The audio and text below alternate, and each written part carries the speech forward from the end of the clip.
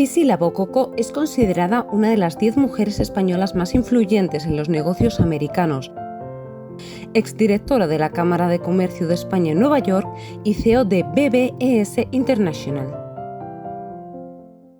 Bueno, pues yo tengo la suerte de haber sido testigo del trabajo de la Fundación en ambos lados del Atlántico. He estado en Guinea Ecuatorial y he visto pues, que realmente es la fundación de referencia, porque desde hace más de 100 años esta empresa ya nació con esa vocación de dar, con la vocación solidaria, y por lo tanto pues, está en la cultura de Guinea Ecuatorial el que Martínez Hermanos esté ahí para ayudar en los distintos ámbitos, ¿no?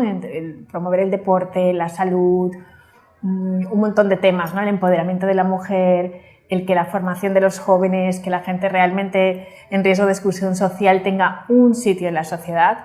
También he visto, por ejemplo, el año pasado cuando pasó esa explosión en Bata, cómo se movilizó la fundación y cómo muchísimas familias pudieron salir adelante gracias a esa generosidad. Y luego pues en España pues también hay proyectos muy buenos y además pues nos hemos dado cuenta que también aquí hay muchas necesidades a cubrir y que la Fundación puede cubrir esas necesidades. Creo que vivimos en una sociedad donde la empresa tiene mucho que decir y que además no podemos dejar todos los problemas sociales en manos de los gobiernos o esperar que lo hagan ellos, y desde luego pues he visto que esta fundación cumple con ese papel de ir por delante y poner pues como el principio y como el centro del trabajo las personas y ver qué necesidades tienen, ¿no? Entonces, para mí la fundación es un referente en el campo de la solidaridad. Yo pienso que el tema de la responsabilidad social, que en muchas ocasiones se entiende como que es algo solamente reputacional, no, es una obligación moral el que las empresas devuelvan a la sociedad. Por otro lado, todos somos empresas, las empresas somos las personas, con lo cual, ¿cómo no devolver a la sociedad si todas las personas formamos parte de la sociedad? El simplemente de ser un ser humano ya nos pone en la tesitura de que tenemos que ayudar y apoyar al prójimo, ¿no? Entonces creo que las empresas sí que tienen que hacer esa reflexión y mirar las tripas de dentro y ver cuál es el camino y qué misión pueden cumplir y qué papel pueden jugar en la sociedad, porque seguro que si lo miran hay uno que pueden hacerlo, ¿no? Entonces nadie se debería desligar de esa responsabilidad de devolver a la sociedad lo que la sociedad te da a ti. La responsabilidad social corporativa de una compañía debe centrarse en los intereses, desde luego, de la empresa. Hay muchísimos temas sociales y la verdad es que yo pienso que deben de centrarse en temas que tengan sentido para las personas que fundan la empresa. Hay múltiples temas y, sin embargo, yo creo que muchas veces no podemos perder el foco. Tenemos que poner el foco en un tema, 2, 3 e ir hacia adelante. Entonces yo creo que ese trabajo estratégico tiene que pasar por qué es relevante realmente para el liderazgo de la empresa. El propio liderazgo debe de ver cuáles son los temas en los que realmente quieren involucrarse. No creo que hay que diversificar demasiado en el sentido de tratar de 10 temas, sino centrarse. Y al final hay que mirar la parte personal. Para que seamos responsables socialmente tenemos que estar implicados de manera emocional. Si a mí emocionalmente un tema no me interesa, es muy difícil. Por lo tanto, el equipo tiene que revisar qué temas realmente nos interesan, ¿no? Y ahí es donde encontramos un poco el camino hacia la responsabilidad social. El Grupo Martínez realmente ha estado siempre siendo líder en lo que ha hecho. O por lo menos esa ha sido su misión, el ser líder en lo que hacen. Y creo que también el hecho de poder nutrir la parte empresarial y la fundacional, creo que hace que también uno se nutra del otro. Creo que además la figura del empresario social y que las fundaciones tengan realmente una parte empresarial creo que es muy importante. Y se puede aprender muchísimo de todo ese bagaje que tiene ya y, por ejemplo, pues como los proyectos que estamos hablando hoy, ¿no? El tema de la confección textil, pues que nos podamos nutrir de todo ese trabajo que ya tiene la fundación y que todas esas sinergias, que haya sinergias en medio entre los dos y que, por ejemplo, bueno, pues hay muchos, por ejemplo, más difícil cuando haces un proyecto como el que textil, donde está la formación, pero luego también está la producción de esas prendas y luego dónde venderlas, ¿no? Y ahí es donde nos puede apoyar muchísimo el grupo, ¿no? Y luego, pues bueno, la fundación puede también nutrirse de todo ese know-how que ya existe en el grupo. Así que, desde luego, creo que el entrelazar las dos cosas es natural y sería sin una pérdida de energía que no necesitamos, ¿no? La Fundación debe apoyar la formación profesional de las Islas Canarias precisamente porque aquí también hay mucho talento que no está siendo potenciado, ¿no? Y ese potencial que los jóvenes tienen pues pasa por formarlos, ¿no? Entonces yo creo que muchas veces está muy bien irse a otros lugares, pero aquí hay mucha gente que necesita esa motivación y ese propósito, ¿no? Y la formación te da un propósito, porque a veces puedes descubrir talentos que ni siquiera sabías que tenías y de eso se trata, ¿no? Y aquí yo pienso que hemos pasado por un momento de mucha incertidumbre, que las personas ahora mismo tenemos que aprender a vivir en una montaña rusa sin saber qué va a pasar mañana. Y la formación no te da la llave del éxito, pero sí que te da la oportunidad de elegir. Y eso es lo que yo creo que la Fundación quiere, darle a las personas esa oportunidad de poder elegir un camino, ¿no? Que donde te lleve muchas veces no depende solamente de ti, hay otros factores, pero sí que te está dando ese empujón que tú necesitas y la formación es fundamental. Y además es algo que nadie te puede quitar. En lugar de darle a las personas el pescado, dales la caña de pescar. La diversidad cultural es la gran desconocida. Yo soy diversa. Yo soy de aquí y soy de todos sitios. Es decir, la pregunta más difícil que me hace la gente siempre es ¿de dónde eres? Para mí es una pregunta muy difícil de contestar y esa pregunta viene porque soy española, de origen africano y vivo en Nueva York y por otro lado pues me muevo en diferentes partes del mundo.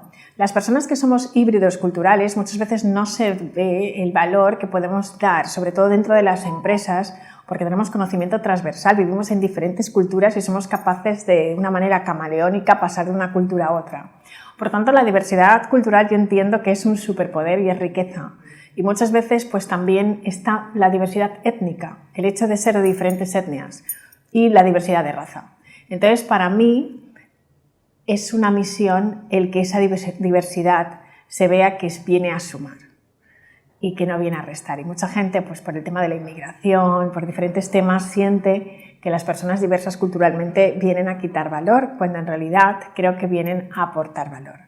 Y yo pienso pues, que vivimos en el siglo XXI donde todas las personas somos únicas e irrepetibles y que realmente pues, diferentes maneras de pensar, diferentes maneras de vivir un país, de sentirlo, pues puede ser algo muy motivador porque al final la empresa lo único que es un reflejo de la sociedad. El hecho de que no se incluya la diversidad cultural es que nos está faltando una pieza importante de la sociedad y creo que es importante pues, que hablemos y que nos mostremos, ¿no? Y que seamos visibles, ¿no? Las personas de diferentes colores, de diferentes culturas, porque además eso nos ayuda a crear identidades pues multiculturales, ¿no? Y al final pues de una manera u otra creo que todos tenemos dentro de nosotros una diversidad y que el mundo va hacia eso, ¿no? Mira, lo primero es entender de dónde partimos. Hay una serie de sesgos inconscientes que todo el mundo tenemos. Las personas quieren entender la diversidad cultural, pero no se dan cuenta de que todos dentro de nuestra mente. Si yo te dijera, cierra los ojos y piensa que llegas al aeropuerto, te metes en el avión y el piloto sale justamente del baño y te dice hola. ¿Qué imagen del piloto has tenido? ¿Se te ocurre que pudiera ser una mujer de color negra? Es decir, esos sesgos existen. Este ejercicio lo hago en todas las partes del mundo y nadie ha levantado la mano y me ha dicho que ha visto en su mente una piloto de color negro. Esto significa que para nosotros poder trabajar la diversidad cultural tenemos que entender cuáles son nuestras creencias. Si yo no entiendo muy bien cuál es nuestro sistema de creencias es muy difícil. Los estereotipos se pueden cambiar a raíz de realmente conocer personas que sean referentes. Hay un tema muy interesante, por ejemplo, el efecto Obama. Antes de que Obama estuviera como presidente de Estados Unidos, la mayoría de gente en Estados Unidos pensaba que el hombre negro es una persona que es gángster, tenía la imagen esa típica de las películas de los 80, que no trabajaba, que eran vagos, que no cuidaban de sus familias.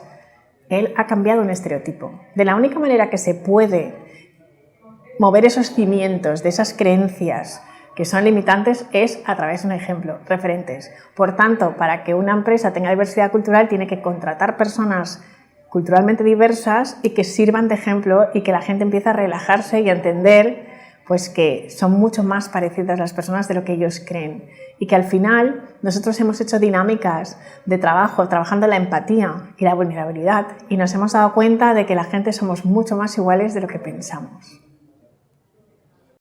Una de las buenas cosas que ha tenido la pandemia es que nos ha hecho cuestionarnos muchas cosas y la diversidad cultural, quizás esto que ha pasado en Estados Unidos a través de George Floyd, ha hecho que mucha gente empiece a entender que esa diversidad racial cultural existían muchos más perfiles de lo que existían. He visto un gran avance. Yo antes, cuando hablaba de diversidad cultural, absolutamente nadie entendía muy bien lo que era, ni siquiera lo querían saber y las empresas me decían: no, Visila, queremos hablar de diversidad de género. Nos interesa que tú hables de diversidad de género. Pero no entendían que yo puedo hablar de la diversidad desde varios puntos de vista. Desde la diversidad de haber sido la única niña negra en todos los colegios y universidades donde está en España, desde la diversidad de ser mujer y estar en un consejo de administración con 40 hombres en una misma habitación, todo eso la gente no lo valoraba. Ocurre una cosa, de repente pasa el caso de George Floyd y de repente Black Lives Matter y todo el mundo de España me dice: yo y Sila no nos dimos cuenta de que quizás teníamos ese prejuicio. Algunas universidades a las que yo había ido me han llamado para decirme: oye, nunca te preguntamos cómo te sentías, y nos hemos dado cuenta que quizás podríamos apoyar a otros estudiantes para que no se sientan de la manera que tú podrías haberte sentido. Empresas me dijeron: mira, queremos aprender un poco más. Con lo cual, en los últimos 2 años yo lo que he visto es que muchas empresas sí que se quieren comprometer con la diversidad cultural. De hecho, la Fundación Diversidad, de la que ahora mismo me acaban de hacer patrona hace una semana, pues quiere contar conmigo para formar parte de ese grupo de personas que podamos dar visiones diferentes. ¿Qué ha pasado también? Pues que la Fundación ADECO pues también quiera darme un premio a la diversidad cultural, precisamente por eso. O sea que yo estoy contenta porque me he dado cuenta de que las empresas han hecho su propia reflexión y también se han dado cuenta de que se están perdiendo una parte muy importante, porque el tener talento de otras culturas también supone tener clientes de otras culturas, con lo cual es un win-win para todos.